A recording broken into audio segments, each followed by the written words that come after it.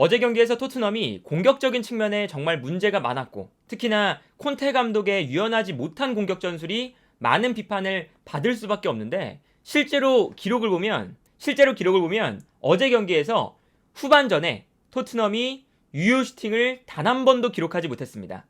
근데 이게 왜 문제가 되냐면 후반전 꽤나 이른 시간에 토트넘이 실점을 했었거든요. 그래서 토트넘이 끌려가는 상황에서 후반전이 진행이 됐는데 후반전 내내 끌려가고 있던 토트넘이 유효 슈팅도 한번 만들지 못했다 라는 건 분명히 문제가 있는 기록이라고 할 수가 있겠고, 전반전에는 그러면 공격을 잘했냐? 전반전에도 마찬가지였습니다. 전반전에는 아스톤 빌라가 정말 수비적으로 나왔기 때문에 토트넘이 공격권을 대부분 가져갔었거든요. 근데 전반전에도 슈팅 숫자가 3개밖에 되지 않고요.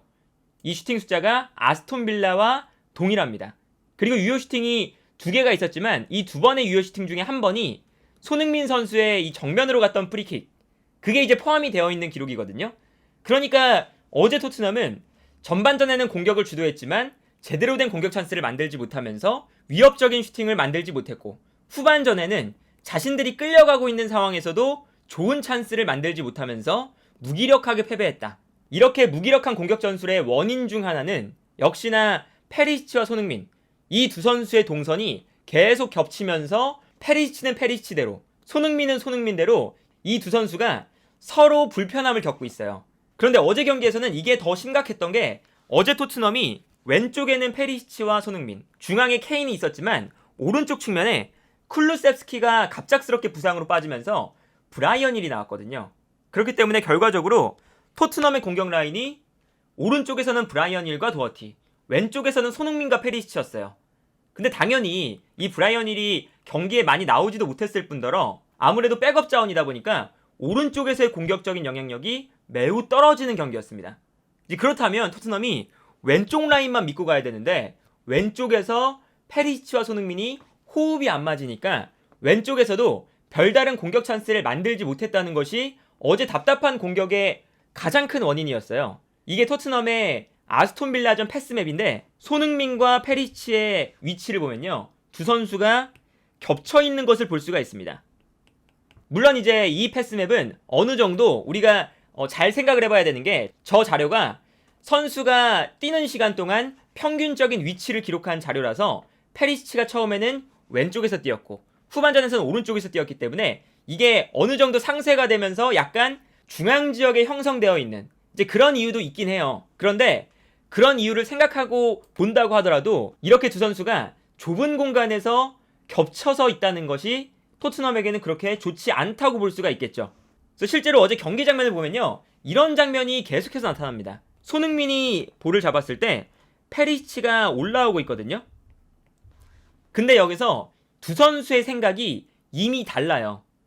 손흥민 입장에서는 페리시치가 중앙으로 들어가면서 선수 한 명을 끌고 들어가 주길 원하는 거거든요. 그래야 손흥민도 이 넓은 공간에서 1대1 찬스를 맞이할 수 있기 때문이라서. 그런데 페리시치는 이 상황에서 측면 지역으로 뛰어 올라오고 있습니다. 그리고 이렇게 페리시치가 뛰어 올라온 것은 크로스를 올리기 위해서 측면으로 달려오는 거고, 이때 손흥민이 중앙으로 들어가면서 수비를 끌고 들어가면 페리시치가 크로스를 올릴 수 있는 공간이 나타난다. 이거를 또 페리시치는 원하는 거였거든요. 그런데 여기서 또 손흥민은 손흥민대로 측면으로 계속 볼을 몰고 올라가고 있었어요. 그러다 보니까 두 선수가 결국에는 이 측면 지역에서 겹치는 장면이 나옵니다. 그래서 이 다음 장면을 보면요, 아주 답답한 상황인 건데 손흥민도 측면으로 볼을 몰고 올라가고 이때 페리시치도 올라오면서 너무나 당연하게도 두 선수가 겹쳐요. 근데 이게 왜 문제냐? 페리시치가 달려오면서 선수 한 명을 끌고 오는 형태이기 때문에 순간적으로 손흥민이 크로스를 올릴 때 두 명의 견제를 받고 있습니다. 이게 매우 안 좋은 장면이고 비효율적인 장면이죠. 그리고 이 장면도 마찬가지였어요. 이 장면은 반대로 페리시치가 측면에서 볼을 받고 있고 손흥민이 뛰어들어가고 있거든요. 근데 여기서 페리시치가 원했던 건 아까 전 장면에서 손흥민이 원했던 플레이, 손흥민이 중앙으로 뛰어들어가면서 수비수 한 명을 끌고 들어가면 이때 자신이 측면으로 끌고 올라가서 크로스를 올리겠다, 이 생각이거든요. 그리고 페리시치가 원래 이런 플레이를 좋아하기도 하고요. 그런데 손흥민 입장에서는 손흥민이 측면으로 뛰어들어갈 때 페리시치가 끌고 들어오지 않고 패스를 보내주면서 이 측면 공간을 활용했으면 좋겠다 라는 생각이죠. 그리고 이것도 손흥민 선수가 자주 가져가는 그리고 좋아하는 움직임이기도 하고요. 그러다 보니까 순간적으로 손흥민도 측면으로 뛰어들어가고 페리시치도 측면으로 볼을 몰고 들어갑니다. 당연하게도 측면에서 서로의 목적지가 같아요. 그래서 이 다음 장면을 봐도 볼을 끌고 올라오는 페리시치, 측면으로 뛰어들어가는 손흥민, 자연스럽게 손흥민과 페리시치의 움직임이 겹치니까 아스톤빌라의 수비수들이 너무나 편안하게 측면 지역으로 모여들면서 페리시치와 손흥민의 움직임을 봉쇄하는 것을 볼 수가 있습니다. 이런 장면들이 계속 나온다는 게 정말로 이 토트넘의 공격에서 매우 안 좋은 상황이거든요. 그런데 사실 어제 경기를 봐도 페리시치와 손흥민이 언뜻 맞아 떨어지는 장면들이 가끔 나와요. 근데 이제 그런 장면을 보면 페리시치와 손흥민이 서로 양발을 쓰기 때문에 이 두 선수의 플레이가 어느 정도 맞아 떨어지기만 하면 괜찮겠구나 라는 생각이 들 때가 있어요. 그런데 여전히 아직도 이 호흡이 안 맞으니까 그게 문제인 거죠. 이런 장면들이 어제 몇 차례 나오긴 했습니다. 페리시치가 측면에서 볼을 잡을 때 아까와는 다르게 뛰어들어가는 손흥민에게 페리시치가 패스를 보내주면서 수비를 끌어당기면서 공간을 만들고 손흥민에게 패스를 보내준다.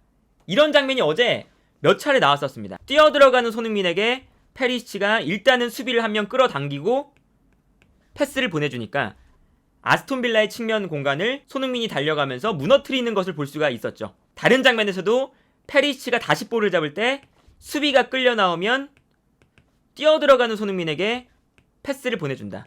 이 장면이 몇 번 나왔었거든요. 그리고 이런 장면뿐만 아니라 페리시치와 손흥민이 순간적으로 스위칭을 가져가면서 상대 수비를 혼란스럽게 만들 때도 어제 분명히 있었어요. 둘 다 양발을 쓰는 선수들이기 때문에 어떤 한 선수가 측면으로 나가서 왼발로 크로스를 올려도 되고 다른 한 선수가 중앙으로 접고 들어와서 오른발로 슈팅을 가져갈 수도 있어요. 그러니까 이 두 선수가 끊임없이 스위칭을 하게 되면 상대 수비 입장에서는 수비하기가 매우 까다로워지는 상황이 나오게 되거든요. 이제 이 장면도 보시면 손흥민이 순간적으로 측면으로 빠져나오고 이때 페리시치가 안쪽으로 들어가면서 두 선수의 자리가 바뀝니다.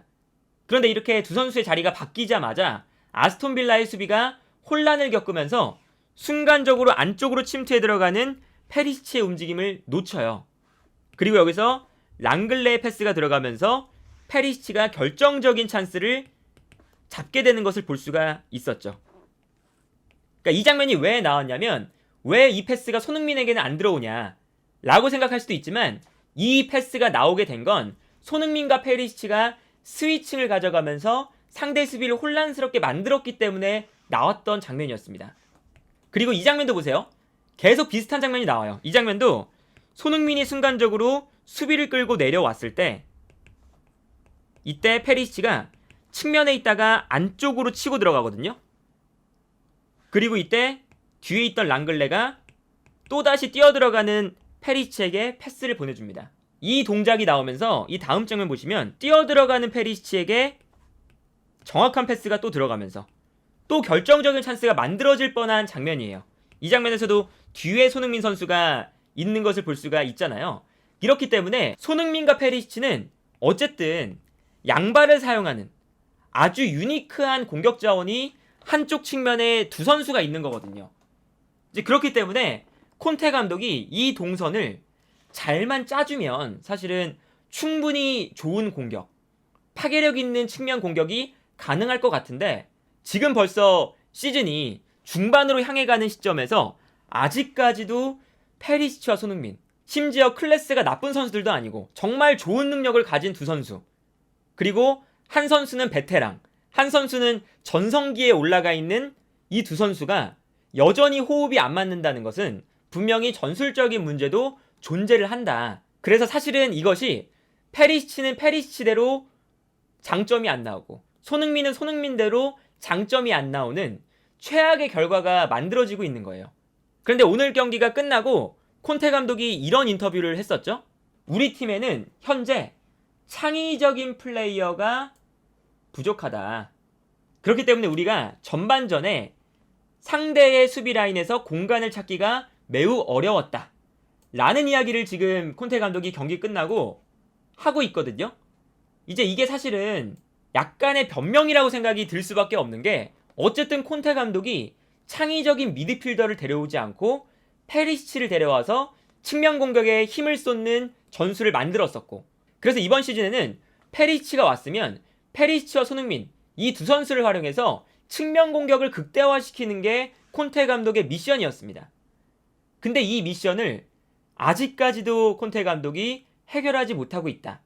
이제 그러면서 본인이 창의적인 미드필더를 영입하지 않아 놓고 측면 공격에 힘을 써 놓고 이제 와서 창의적인 미드필더가 부족하다 라고 하는 건 약간 이치에 맞지 않는 인터뷰가 아니었나 라는 생각이 일단은 들고요. 지금 토트넘이 겨울 이적 시장에서 창의적인 선수를 영입할 수 있을지, 아니면 뭐 후반기에 손흥민과 페리시치의 호흡이 맞아 떨어질 수 있을지, 뭐 어떤 가능성이든 열려있긴 하지만 토트넘이 공격 라인에서의 문제점을 해결하지 못하면 분명히 후반기에도 어려움을 겪을 수밖에 없다. 그리고 물론 손흥민 선수의 컨디션이 100%가 아니고 지금 현재 이번 시즌이 지난 시즌에 비해 부진한 것은 사실입니다. 그런데 어쨌든 손흥민 선수의 폼도 부진한 게 사실이지만 전술적으로 콘테 감독이 공격적인 측면에서 유연함을 보여주지 못한다는 것도 손흥민 선수가 부진한 가장 큰 이유 중 하나다. 그리고 이제 그 요인 중 하나는 페리시치와 손흥민의 호흡이 맞지 않는다는 거. 이게 지금 토트넘의 가장 큰 문제점 중에 하나가 아닐까 하네요.